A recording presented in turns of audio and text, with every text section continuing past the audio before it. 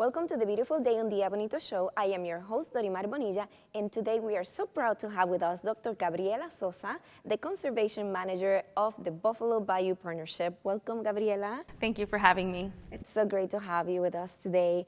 And I understand you're of Mexican descent, correct? Yes, I am. Tell me about your background. Well, I'm actually from Texas. My family's from here, but some of my mother is from Mexico, so that's where my Mexican descent comes from. And did you grow up with Mexican traditions? Yes, I did. I grew up in a traditional Mexican household. My mom brought a lot of her traditions to our family, and so, it was always the typical big family with always a lot of activities happening. So I like to, now that I live on my own, I try to recreate some of those experiences for myself. You have to keep them. You have to keep them alive. And you work for the BBP. Yes. And we would like for you to share with our audience the mission of your organization. Our mission is to transform and revitalize the Buffalo Bayou. What does the Buffalo Bayou stand for? Oh, well, it is an area that actually goes through the middle of downtown Houston, which is very unique because when you think about a natural area, you think about, I have to go out to Wyoming or California to go and experience wilderness or nature, but that's not the case. We can find nature around us. And so when you do visit the bayou, I welcome you all to go see some of the beautiful places that we have. There's pollinators, so bees and butterflies that you're walking down the middle of downtown, and all of a sudden you come across, you're like, wow, I didn't even know this was here. So for tourists, people that might not be from Houston, when they go out there, they're surprised and pleasantly surprised, and I get to call that my work every day. So I feel very, very fortunate. And you are the conservation manager. What does that role do exactly? Well, it's actually a very, I would call, innovative role because in the past, parks were managed more from there was like a management role and then there was a maintenance role. But there's also a need for conservation, right? We have to be thinking, what lives there? What do we need to preserve? What do we need to conserve in the future so that, we have more of an ability to make land management decisions. So the conservation manager brings in their expertise. So I'm a scientist by training, and that training, I am now implementing it into creating a program at the park where we're taking into consideration, are we going to set aside a piece of land for pollinators? Pollinators are very important. You need them. You need them if you like to eat apples, if you like to eat fruits. Those pollinators are what's going to, they play a very critical role. Also, if you're interested in water quality, I'm a conservation manager. I think about what are the activities that we're doing along that bayou that could be impacting the water quality. And in the future, you want to go out on a hike, you want to go, go on a bike trail. You want to know, what is the water in that bayou?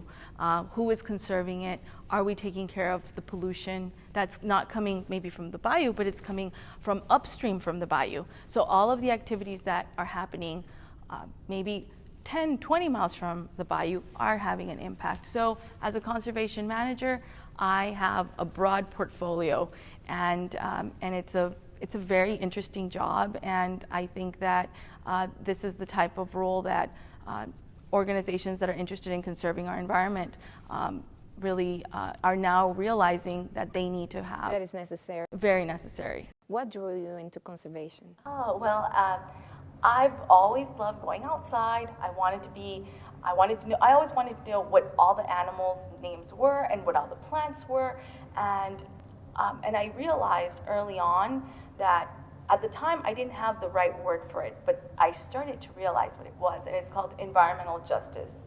And so actually it relates a lot to Houston and to the work that is done in the field of environmental justice. So there are some communities that are more adversely impacted by pollution or by human activities. They're called anthropogenic activities. And so I saw that environmental justice was something that I was passionate about, and I wanted to do something about it. But it's difference between wanting to do something about it and knowing that it was an issue, but then realizing how can you do something about it? So in order to do that, I needed to be prepared. I needed to understand the science behind it. So I started my academic journey, and from completing a bachelor's to a master's to then a PhD, because I wanted to be well informed when a decision did come my way, how I was going to be able to contribute the most. And so my drive is definitely environmental justice and letting our communities have a voice.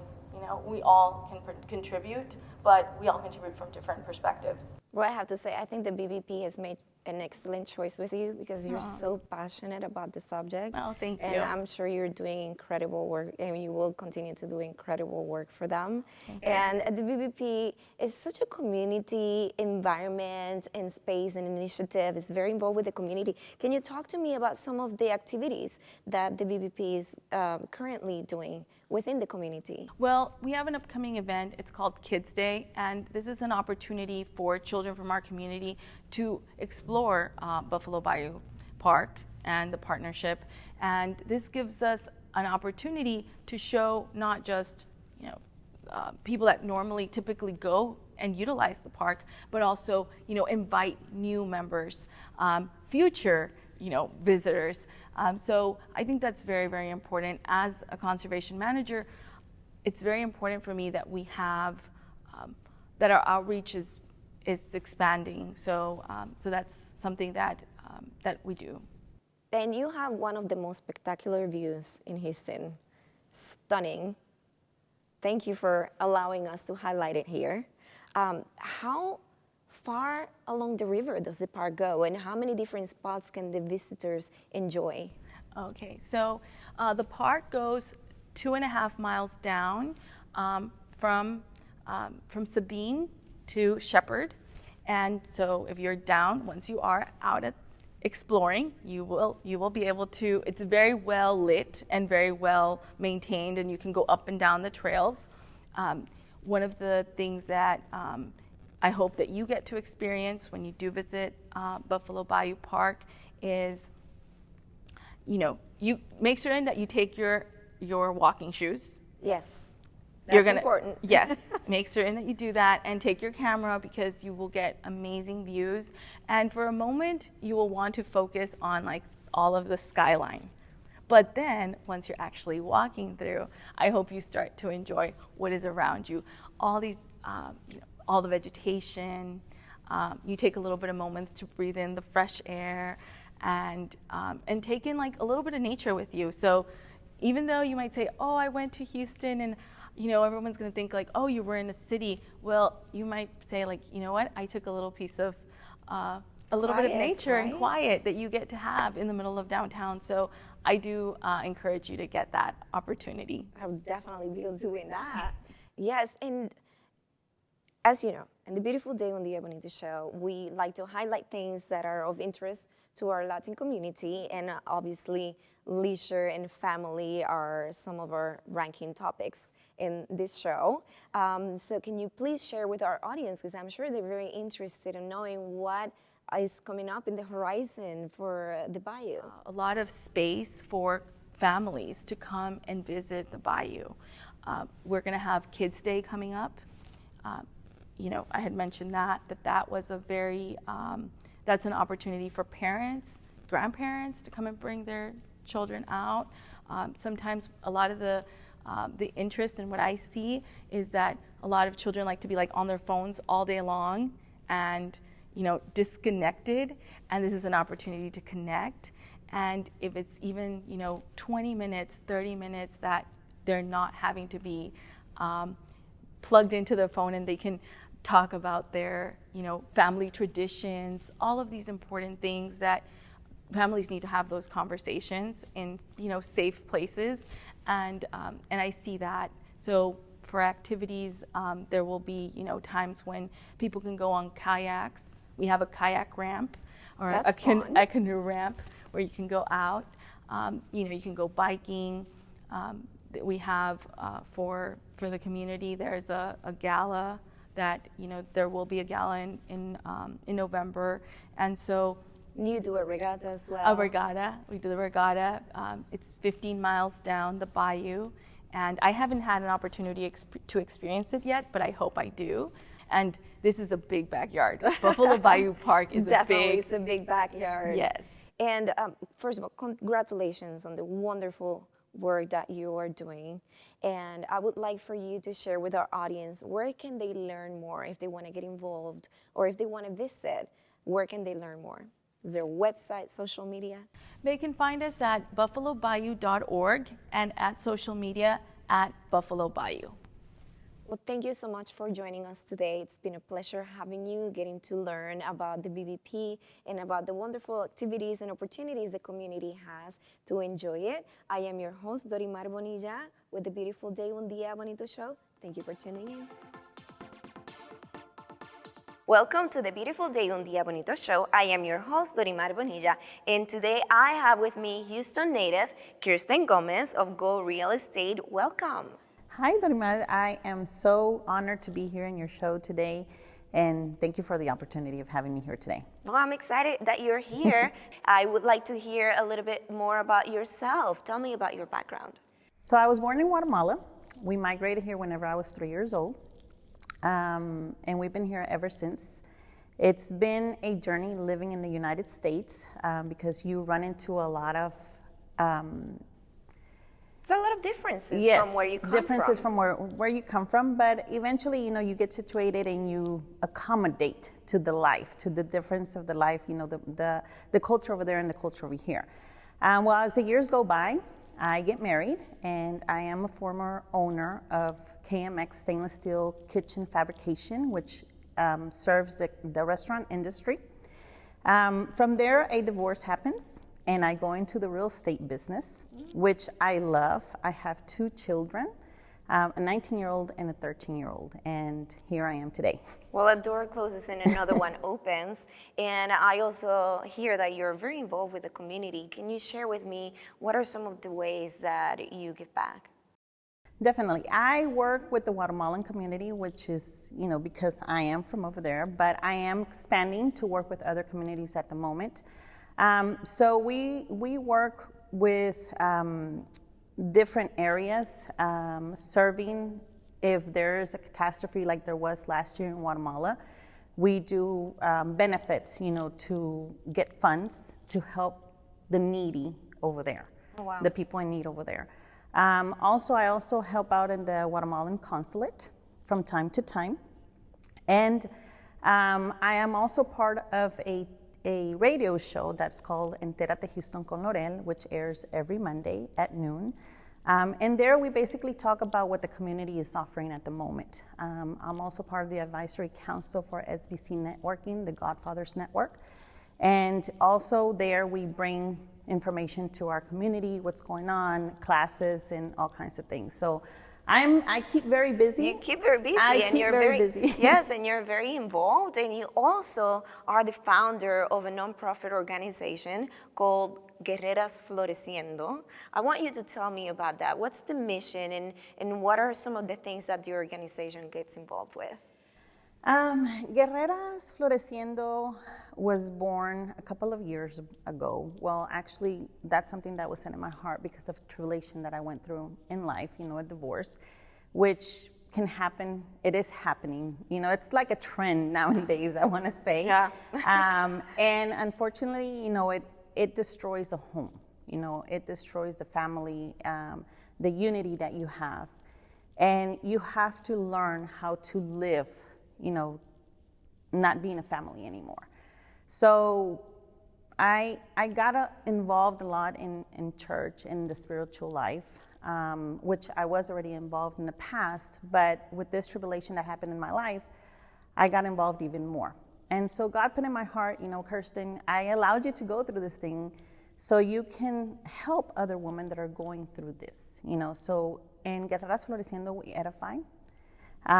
We want women to know that they're not victims of their situations, to help them understand that they're not stuck in life, that we have better things ahead of us than just a tribulation that we just went through. So that is what Guerreras Floreciendo is. We want that woman to transform their mentality, to transform the way they see life, that whatever was left behind, yes, it's memories that were left there, but we have better things. That's what God created us for. So we teach them, or we route them in the spiritual way to where they're gonna go after their dreams. So you essentially help and support women through their transitional process Right. of going through a difficult situation. Going through a difficult That's situation. wonderful. Right. And as part of your professional passion, you are in real estate. I am in real estate, and I have a passion for what I do. Tell me about Go Real Estate. Go Real Estate is a brokerage that I joined about a year and a half ago, and it's been a wonderful journey because we have learned a lot through that time. And not only that, it has also helped me grow as an entrepreneur, as a real estate agent, as a realtor, in many, many aspects of my life, and I have passion for it. I don't believe that real estate is just going after a commission. It's helping and serving someone obtain the dream that they have of owning a home. That should be our ultimate goal. Getting to the closing table is my satisfaction of seeing that person with a smile on their face saying, I've completed this mission that I had or this dream that I had of owning a home. It's a lot more than just getting a commission check. You're definitely very passionate about working with people in general, whether it is with the organization or through your business. For those who are looking into buying a home, what would you say, what are some tips you would give them in today's market? Well, the market has been very crazy lately. We all know that. I think the best tip would be getting their finances straight. That is the first thing that you should do whenever you're planning on buying a home. It's a very important decision in your life. It's not something that you're going to say, oh, well, I can buy today and sell tomorrow. No, definitely not. So your finances have to be in order for you to be able to accomplish that dream. So that's one of the tips that I give people all the time. Finances first, and then we can move on to the next step. And for potential new homeowners, what should they watch out for?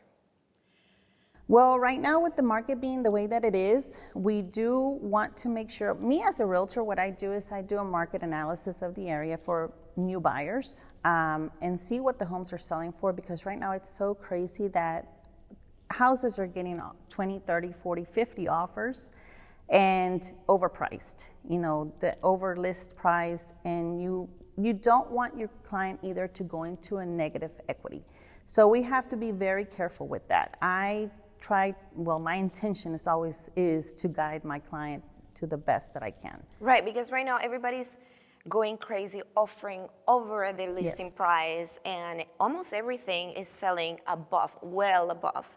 And if you don't offer over, then you basically have very small chances at getting the property that you want. How do you manage that challenge? So what I do is, like I was saying, I do a market analysis. I see how much the houses have sold for the last 60, maybe 90 days, because the market has changed so much. In the past, we used to go back maybe 6 months to a year. Right now, I'm going back 60 days. And if I see that it has appraised, for whatever the house is listed for, and maybe a little bit over, then I will guide my clients and tell them, okay, well, we can offer this much. I don't want to put my clients in a situation where 2-3 years down the line, they're going to choke themselves with a negative equity. It's not about that. Not only that, with a payment that maybe they cannot sustain. Exactly. So, those are things I always look for, the best interest of my client, not the best interest of me, trying to bring the most benefit to them and not to myself. That is very, very important, because at the end of the day, that client, you're either going to make that client or you're going to break that client. And we have to be very careful on how we advise them and what route we ask them to take. Well, you do a great job with your clients, and you are Houston native, so a lot of people already know you. But for those of our viewers who don't know you and want to learn more about yourself, how can they learn about Go Real Estate? Yeah, they can reach me at 281-989-9646. I do have a website that is kirsten.com, and my email address is kirsten.realtor@gmail.com. On Facebook, they can find me on Facebook. They can find me on Instagram as well. Lots of ways they can find you. And they can find me anywhere. Well, thank you so much for joining me today for all of the insightful information, and I hope you all learned something at home. Thank you for watching the Beautiful Day Un Día Bonito show. I am your host, Dorimar Bonilla. Welcome to the Beautiful Day Un Día Bonito show. I am your host, Dorimar Bonilla, and today I have a very interesting entrepreneur with me, Mario Jaramillo. Welcome. Thank you for having me. Tell me a little bit about your background. Well, both of my parents are Mexican, they're from Mexico, and they moved here in the 70s, and I'm born and raised in Houston, Texas. You're born and raised in Houston, Texas. Mario specializes in visual and performance art. He is a graphic designer, a motivational speaker. It's quite a list. Tell me, what are some of the highlights of your career? Well, one of my biggest highlights was to have I had a contract with the U.S. Embassy, and where we would fly around the world and it represent American hip hop culture. So we would mentor, we would teach, we would perform, we would do workshops, and I did that for probably about 20 years. I was able to travel all over the world on my third passport. Oh, wow. Another highlight was when I taught theater in Iraq, and when I came back, Mayor Turner gave me my own day in Houston. Yeah, and as you mentioned, you have an extreme relationship with the community that you have built through your dance company, and it's a dance company that's built mainly on hip hop style. Right. Tell me a little bit about it. Well, when we first started dancing, a lot of the dancing that we would see was on TV, you know. So when I was old enough to go to the clubs when I was 15, I saw dancing in person, and I was able to see dancing at a very high caliber. So I just emulated those styles, and then I was able to also become friends with people that taught me how to, you know, become a creator, develop my own thing. And then I would meet people, and we would create a group, and we would teach each other and work with each other, train each other. And as you mentioned, you have taken your company around the world with some cultural exchanges, including going to Basra, yes. Right? And Mario also had the Mayor Sylvester Turner of Houston proclaimed June 21st of 2016 the Mario Jaramillo Day. Yes. Tell me about both of those experiences. Well, the one in Basra, I was hired to do lectures about hip hop, about theater, and I actually went to the Iraq University and taught theater class to their theater department, and they were doing a lot of Hamlet poetry, so I taught them how to act it. While I was there, they called Mayor Turner and said, "Hey, we have a Houstonian here that's, you know, teaching class." And Mayor Turner said, "Well, when he comes back to Houston, we have something special for him." I didn't know what they were going to do, but they invited me to City Hall, and they gave me my proclamation. Wow. City Hall. It was awesome. Well, it's such an inspiration. You are an inspiration not only to the Houston community, but to entertainers around the world that maybe perhaps they don't know how to move their way around in the industry. Congratulations on your success. Thank you so much. And you also have a company. Yes. Tell me about your company. Well, it's called Robot Agency. It's a company I started in 2003. We specialize in branding, brand identity, marketing, and we basically just develop a company's purpose, core values, figure out where the best position for you to market, and increase revenue streams for you. And you've done a variety of things, from being an entertainer to having a wide range of experiences worldwide to now being into branding and marketing. Mm-hmm. What is next for you? What is next for Mario Jaramillo? Well, I'm still dabbling in other business ventures. We're about to open up a smoothie bar. We're getting into the cryptocurrency space, developing a token and a digital wallet, getting into NFTs. working with other artists, helping my friends with their businesses. So I'm always busy. There's something always something. You are a true entrepreneur. Right. Congratulations on all of your success. Where can people find out more about you and your company? They could visit our website, robotagency.com, or on Instagram and Facebook with Robot Agency. Well, thank you, Mario, for joining me today and for you. sharing all of your experiences with me. Thank you. Thank you for having me. Thank you all for watching the beautiful Day Un Día Bonito show. I am your host, Dorimar Bonilla. It's a